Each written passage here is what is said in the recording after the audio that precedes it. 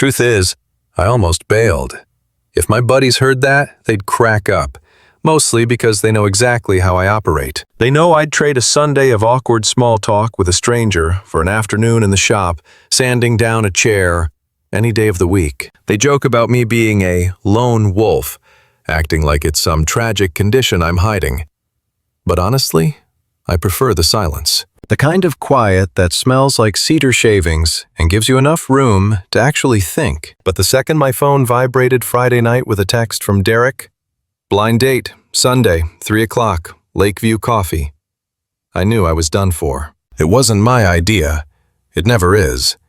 My friends treat my bachelorhood like a community service project they're failing. Like if they just shove hard enough, I'll stumble into a relationship, and they can pat themselves on the back for saving me. They've done this before. Once they tossed me into speed dating, and I spent 20 minutes listening to a woman describe her pet iguana's emotional needs. I can still hear Derek cackling whenever that memory pops up. So when he followed up with, "Trust the process, you'll thank us," I just stared at the screen and sighed. "Fine," I texted back. "But if this turns into another lizard therapy session, you're covering my bar tab for a month." Derek sent back a string of laughing emojis and a vague promise I didn't trust for a second. Sunday arrived way too fast. I was out back in the shop, elbows deep in a cedar restoration job. My arms were coated in dust, and the air was thick with the scent of raw timber and resin. Harley, my rescue mutt, was dead weight on the floorboards, sprawled out like he owned the deed to the place. When I stood up, he lifted his head, gave a single, lazy thump of his tail, then dropped back down. Judgment clear in his eye. My place sits right on the fringe of Colorado Springs, tucked up against a pine ridge. It's tight, creaks like crazy in the winter, but it suits me. Most evenings, it's just me on the porch with a cold bottle, listening to the wind run through the needles. No chaos, just the peace I'd built myself. That's why a blind date felt like an ambush. I checked the clock. 2:20. I could still flake. Tell them the truck died, or I just forgot. It wouldn't surprise anyone. But some stubborn part of me refused to let them label me a coward. So I scrubbed the sawdust off, threw on fresh denim, a flannel, and my beat-up boots. I kept it low effort. Look too eager and you've already lost. Harley trotted to the door, ears up, hoping for a ride. "Not happening, pal," I said, scruffing his neck. "Hold down the fort." He blinked slowly, unimpressed, and collapsed onto his rug. The drive to the coffee shop was 20 minutes of pure dread. The closer I got, the more it felt like a gag. I kept waiting to see Derek's truck idling nearby, ready to spring out with a camera crew. But the parking lot was standard Sunday quiet. Just families strolling the shore, couples lounging, a jogger with a golden retriever. No prank squad in sight. The cafe itself was decent. Exposed timber beams and a wall of glass facing the water. Outside, the lake was a flat mirror under a pale sky. Inside, the air was heavy with roasted coffee and cinnamon spice. It was one of those spots where folks parked themselves for hours to type on laptops and look busy. I grabbed a black coffee and staked out a table by the glass. 3 o'clock hit, then 3:05, then 3:10. I nursed the cup, glaring at my phone, waiting for the punchline. No texts, radio silence. Typical. I figured the guys were somewhere laughing their heads off, leaving me here as the butt of the joke. By 3:15, I was over it. I grabbed my mug to bus it, stood up, and the door chimes rang. I looked over, expecting Derek to waltz in, grinning. Instead, there she was. She walked in with this easy grace, like she wasn't rushing, wasn't performing, wasn't worried about a thing. The whole room seemed to settle down just because she was in it. She wasn't a kid, maybe pushing 40. Brown hair swept up loose, a few stray curls falling against her neck. She had on this long floral dress that flowed when she moved, topped with a thick cream cardigan that looked incredibly comfortable. Nothing flashy, no demand for attention, just a calm that made my chest ache a little. She scanned the tables, and when she found me, her gaze didn't dart away. She held it, then headed right for me. First thing I thought, she's got the wrong guy. Second thought, I really hope she doesn't realize it. She stopped at my table, smiling in a way that felt genuine, like she used it to connect, not to hide. "Zane?" she asked. My heart hammered once, hard. "Yeah," I said, shooting up out of the chair too fast. My knee clipped the table edge, sloshing coffee over the rim. "Smooth. Yeah, that's me." She laughed, a soft sound, not mean, just amused, like she saw the nerves and decided they were charming. "Ellie," she said, offering a hand. Her grip was warm. It was a quick shake, but I could feel the ghost of her touch on my skin even after she let go. She slid into the booth opposite me without missing a beat, while my brain was still trying to process her arrival. My eyes darted over her shoulder, scanning the foliage for Derek or the guys, waiting for the gotcha moment that never came. Elise settled against the upholstery, regarding me with a mix of amusement and intrigue before dropping the opening line. "I take it we're both the punchline here?" The tension drained out of my chest, replaced by a reflexive chuckle. "Yeah," I managed. "Derek considers himself a comedian. Swore up and down I'd be grateful eventually." Elise's grin stretched further. Lisa gave me the exact same speech. Just told me to find a guy named Zane because I was dangerously close to becoming a hermit. I shook my head slowly. Skepticism warred with a quieter, unnamed feeling in my gut. "So you walked in expecting a practical joke?" 100%, she confirmed. "Figured I'd lose 60 minutes tops, or walk away with a decent anecdote." I found it hard to look anywhere else. It wasn't a predatory stare, just sheer confusion at my own reaction. She didn't fit the mold of the gym rats or the Instagram-perfect women with high-voltage personalities I usually avoided. There was an unforced stillness about her, a quiet, authentic beauty that didn't beg for attention but commanded it anyway. Elise cocked her head to the side, calling me out. "I'm guessing I'm off script?" she teased. A flush crept up past my collar. "Miles off," I confessed, my hand drifting up to scratch my hairline. Honestly, I expected someone whose primary hobby was collecting snakes. Her laughter bubbled up, a sound so genuine I immediately wanted a replay. "Zero reptiles," she vowed. "Just caffeine and questionable life choices." A smile broke across my face before I could stop it. I eased back into the seat, fidgeting slightly with the napkin. Beyond the glass, the afternoon light danced off the water's surface. The shop carried the scent of baked goods and roasted beans, while across the table, Elise's gaze suggested she had nowhere else she'd rather be. "All right, Zane," she clasped her hands together. "What's the story? How did they drag you here?" I propped my elbows on the wood, leaning into her space instinctively.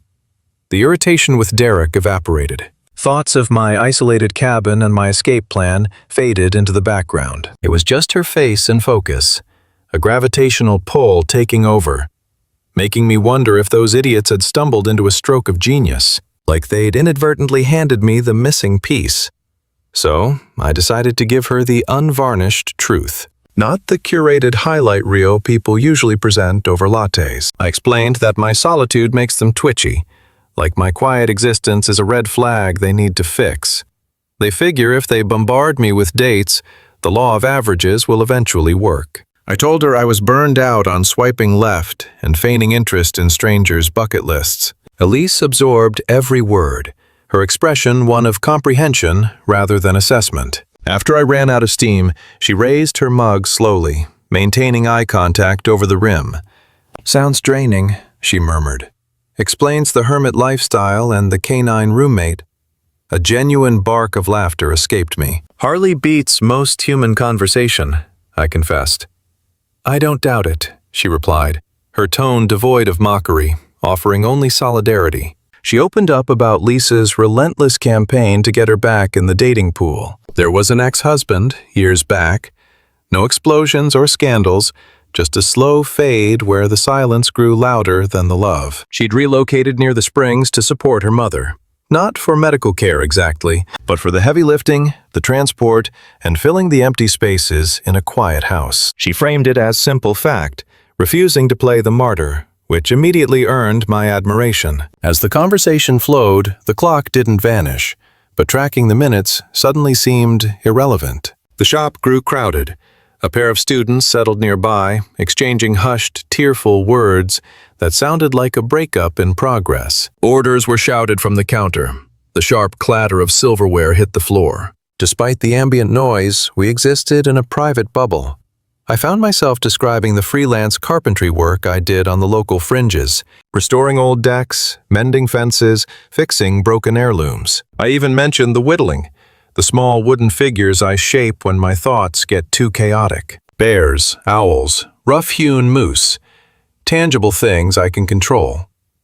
She leaned in, visualizing the sawdust and the shapes. "You create permanence," she observed.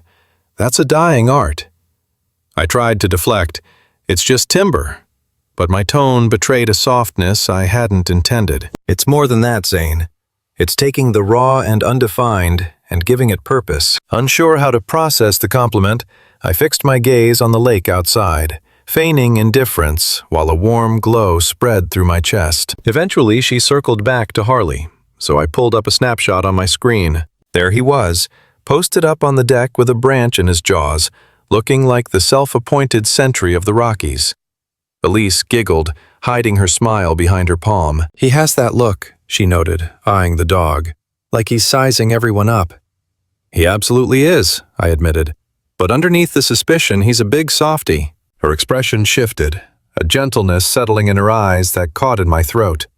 "I appreciate creatures with a history," she murmured.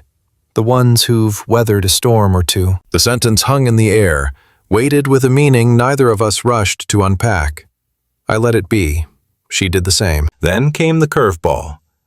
"So," she asked, shifting gears, "why did you actually show up?" I blinked, momentarily thrown. "How do you mean?" Elise didn't break eye contact. She wasn't letting me off the hook. "You could have easily canceled," she pointed out. "Given the circumstances, thinking it might be a joke, most men would have stayed home. But you're here. Why?" I looked at her, searching for a clever deflection. Nothing clever came to mind, so I settled for the truth. I was tired of being the guy who always retreats to safety, I confessed. And curiosity got the better of me. Curious about what? About whether my life could actually look different, I said. A smile didn't immediately touch her lips. Instead, she offered a look of profound understanding, followed by a slow, deliberate nod. "That is a solid reason," she said. We kept talking as the afternoon wore on, the sun dipping low and painting the lake surface in heavy strokes of gold. Filtered through the glass, the dying light cast a soft haze over her features, making her stillness seem almost ethereal. A glance at the time triggered my old instinct. Pull the ripcord. Shut it down before vulnerability sets in. That is my brain's favorite defense mechanism. Exit while the going is good. Disappear before you can be discarded. Elise checked her wrist and chuckled softly. "We've really lost track of time." "Yeah," I managed, my voice scraping against the silence.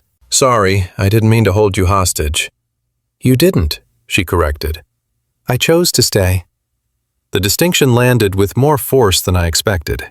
Around us, the cafe was winding down. Chairs were being stacked, lights dimmed, and the bustling crowd had evaporated. She stood, slinging her bag onto her shoulder. "I imagine your friends are waiting for a detailed debrief," she teased. I rose to meet her, rubbing the tension from my neck. "They're probably planning a ticker tape parade," I said, acting like they've fixed my entire existence. Her smile grew playful. "Did they?" I opened my mouth to argue, then stopped.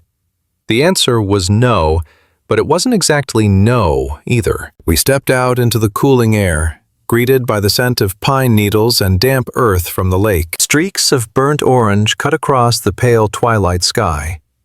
Elise stopped next to her car, a battered Subaru that wore its dents like badges of honor. The rugged vehicle clashed perfectly with her dress, and somehow that contradiction made me appreciate her even more. She turned, fixing me with a steady gaze. "Thanks for not running for the hills when I arrived." I swallowed hard. "Thanks for showing up in the first place." Her expression softened, and for a heartbeat, the space between us seemed to shrink. But she held her ground, nodding as if preserving the moment for later. "I really enjoyed this, Zane," she said. "Me too," I said, surprised by how much I meant it.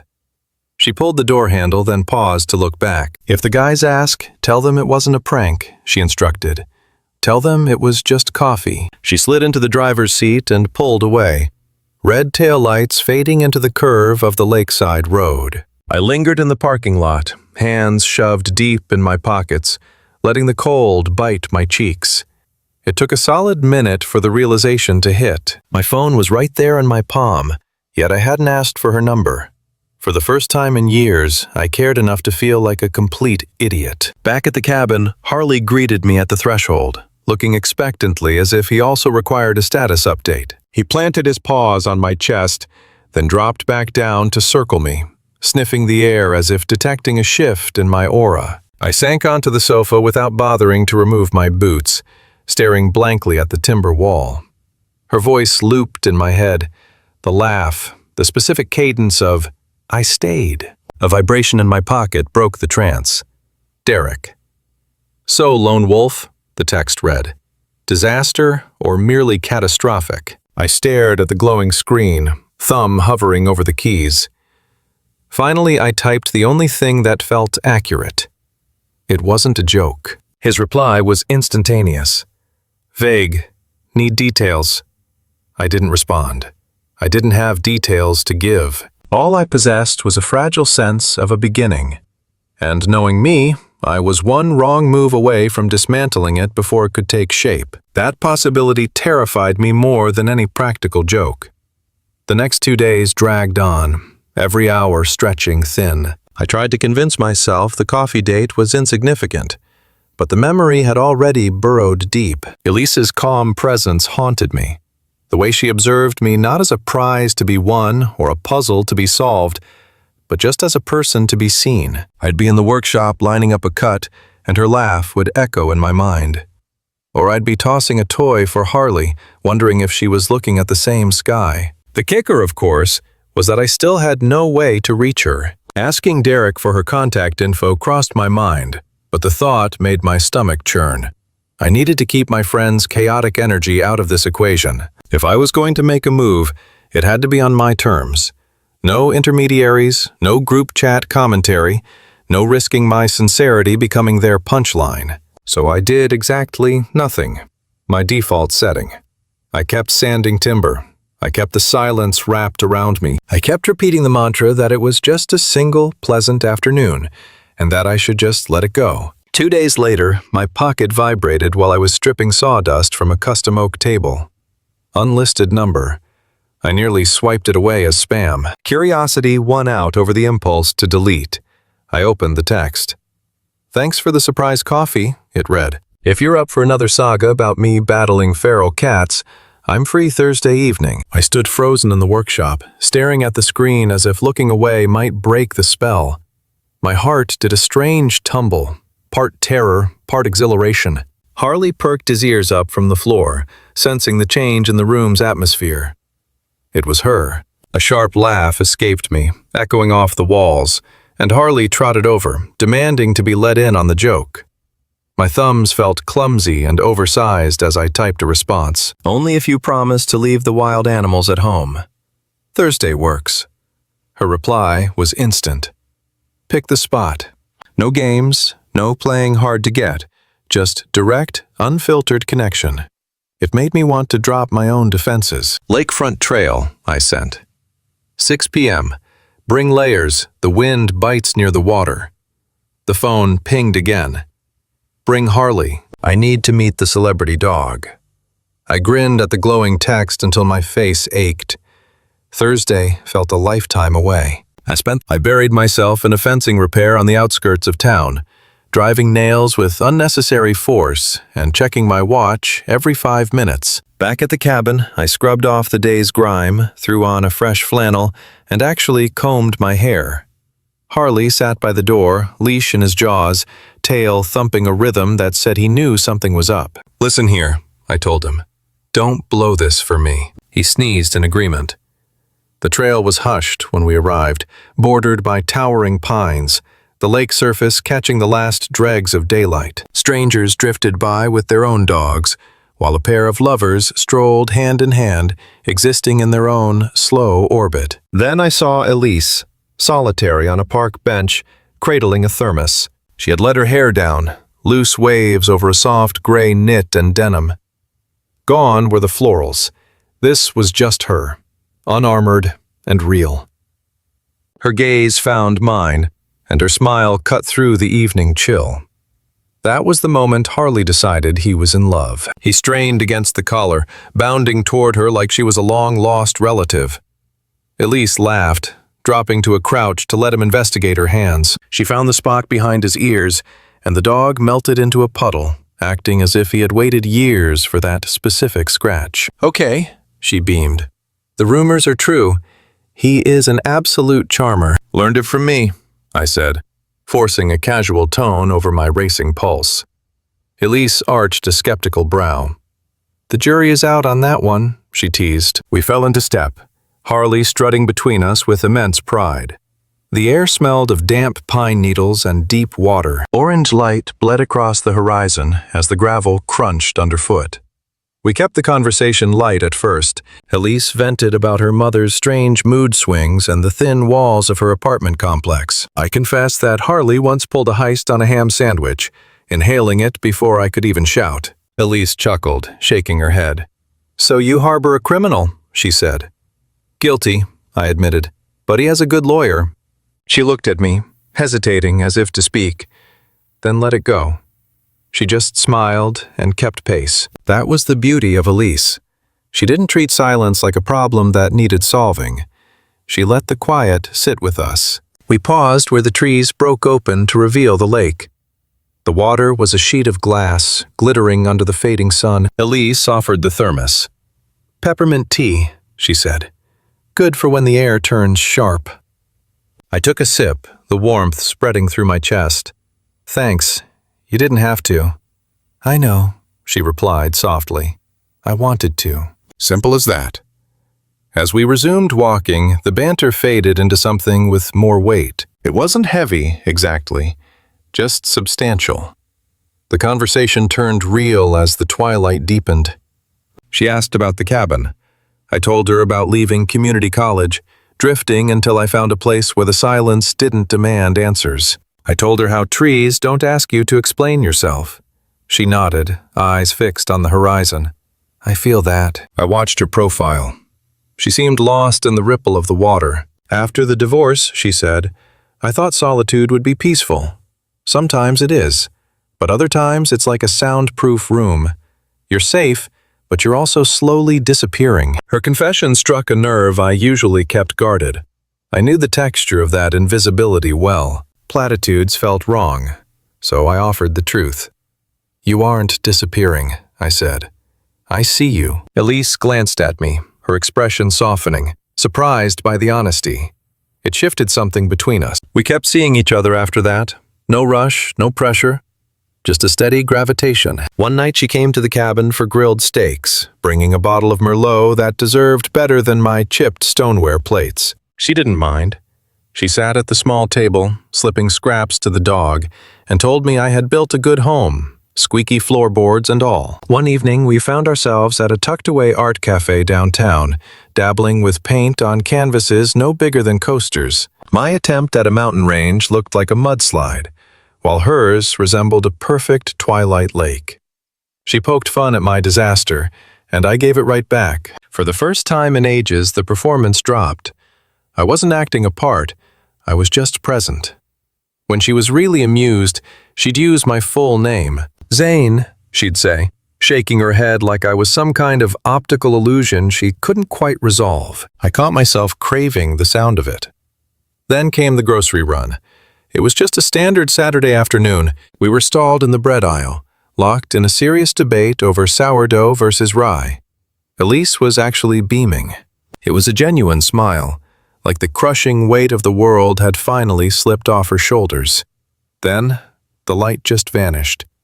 She froze. Her fingers dug into my forearm, tightening like she needed an anchor to keep from drifting away. I followed her line of sight. There was a man at the end of the aisle. Early 40s, sharp haircut, jacket that cost more than my rent.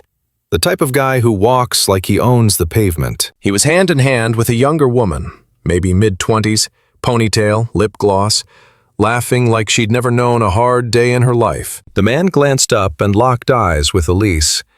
The amusement on his face evaporated instantly. "Elise," he said, the name sounding clipped and cold. But she didn't retreat. She tilted her chin up, bracing against a storm she knew all too well. "Mark," she replied. I didn't need a dossier to figure it out. The ex-husband. Mark's gaze darted to me, then to Elise's hand clutching my arm. A slow, ugly smirk curled his lip, like he was in on a joke we didn't get. "So," he drawled, stretching the vowel until it snapped. "This is your new situation?" The inflection made my jaw clench. He made her sound like a passing whim, and me like a punchline. The girl next to him shifted, her smile faltering as the temperature dropped. Elise stood her ground. "This is Zane," she said, her voice steady but cutting, "and he makes me feel like I actually matter." That hit me right in the chest. Mark's smirk slipped a notch. He chuckled, a hollow sound designed to save face. "Good for you," he said. "Didn't pin you for the lumberjack type." He eyed my flannel shirt like it was something he'd wipe his shoes with. I stepped up, not to fight, just to exist loudly in his space. Elise squeezed my arm, a silent signal. "I can handle him, but stay close." Mark's eyes narrowed into slits. "Anyway," he muttered, turning his shoulder to dismiss us before we could respond. "Hope it works out." Elise didn't watch him walk away. She turned to me instead. Her gaze was level, but I could see the tremors beneath the surface. "You all right?" I kept my voice low. She nodded, but the lie was obvious. "Let's just go," she said. We abandoned half the list and walked out, the tension hitching a ride in the back seat like an unwanted passenger. She spent the drive staring at nothing, hands clasped in her lap, knuckles white. I fished for words, but came up empty. Back at my cabin, she didn't move to get out of the car. She just sat there in the passenger seat, looking at the pine line like the trees held some secret code. Finally, she whispered, "He used to make me feel so small." My throat constricted. "He doesn't have that power anymore," I told her. She swallowed hard, eyes glassy but fierce. "Sometimes it feels like he does. Seeing him, it just rewinds everything." I covered her hand with mine. "Not here," I said. "Not with me." She gripped back so hard my bones ached, and I welcomed the pain. After she drove off that night, the sky blackened. The wind howled around the cabin, carrying a warning I couldn't quite decipher. I was on the couch, Harley resting at my feet, when the phone buzzed against the cushion. It was Elise. "Mind if I come back tomorrow night? I don't want to be alone." My heart hammered against my ribs. I knew what this was. We were crossing a line, wading into deeper waters, and I knew if I let her in through the darkness, I wouldn't ever want to let her go. I texted back instantly. "Come over. Door's open. Harley will pretend it's his house anyway." She replied with a single word. "Thanks." Somehow that one word tightened my chest. The next day dragged on like a slow death. I tried to focus on fixing a deck, but my brain was already down the road, listening for her tires on the gravel. I couldn't shake the image of her in that aisle, steel on the outside, shattering on the inside. Her voice echoed in my head. "He used to make me feel small." By evening, the sky above the pines had bruised into a deep charcoal. A cold rain began to fall, tapping a nervous rhythm on the tin roof. Harley paced the entryway, ears twitching at every gust. Then came the sound. Rubber crunching on stone. I had the door open before the engine cut. Elise stood on the porch, umbrella dripping. Her hair was damp at the ends, cheeks flushed with the chill. She was in jeans and a green sweater. Simple, right? Like she belonged here, in my space. Maybe more than she knew. Exhaustion clung to her gaze. But when our eyes locked, I saw a quiet surrender. "I shouldn't have just showed up like this," she murmured. "You didn't just show up," I corrected, moving aside to clear the threshold. "You arrived." She let out a breath that sounded like she'd been carrying the weight of the world in her lungs. Harley trotted over, gave her boots a thorough inspection, and then leaned his entire weight against her shin as if the verdict was final. A soft laugh escaped Elise as she crouched to scratch that sweet spot behind his ears. "That is one loyal animal," she whispered. "He's got a radar for good souls," I replied, taking her coat from her shoulders. Hanging it up, I noticed the cabin already felt different, fuller. It wasn't the furnace kicking in. It was the shift in the atmosphere, as if the walls themselves were remembering how to be a home instead of just a shelter. I brewed a pot of peppermint tea, her favorite, and we settled onto the sofa under a wool throw, listening to the rhythm of the rain against the glass. Harley curled up at Elise's feet, acting the part of a dedicated sentry. For a long stretch, the silence was the only conversation we needed. It wasn't heavy or awkward. It was the kind of quiet that speaks volumes. Eventually, Elise stared into the dark liquid in her cup. "It isn't just about Mark." I didn't interrupt. I simply held the space for her. She swallowed hard. "It's the whole picture. The marriage," she went on, voice low. "The way I made myself smaller just to keep things calm, convincing myself that silence was the same thing as joy. When the papers were signed, I swore I was finished, done with the effort, done with the hope." She looked up, eyes glassy but fierce. "Then you walked in, Zane." My throat felt suddenly tight. I stayed quiet, knowing a careless word might shatter the moment. Elise leaned back, gripping her mug like it was the only thing keeping her tethered to the earth. "I haven't known safety like this in years," she confessed. "Safe enough to actually start wanting things again.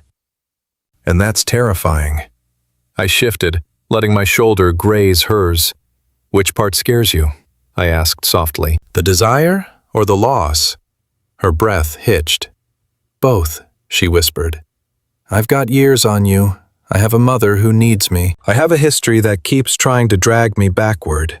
I refuse to be some heavy luggage you have to carry." A sharp pang hit my chest, the very notion offending me.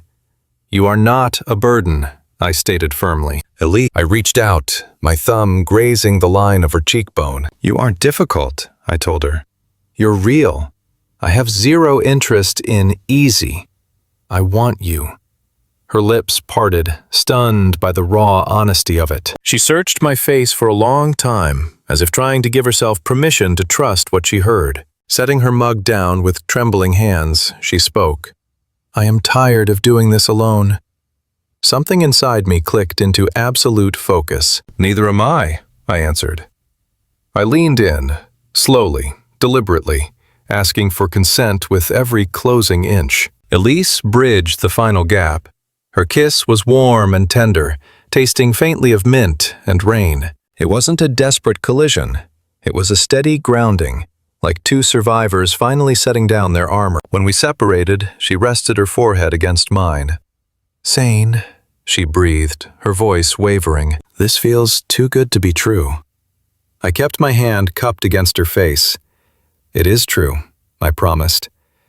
"And I am staying right here." Tears welled in her eyes, but they didn't fall. She just nodded, letting the promise settle deep into her bones. She didn't leave that night. It wasn't about a reckless fling or a movie scene. She stayed in the way that builds a foundation. We talked until the storm faded into a drizzle. She shared stories about her mother dancing in the kitchen to vintage jazz on Sunday mornings. I told her about the first table I ever built, how it listed so badly I had to wedge a folded napkin under one leg to keep it upright.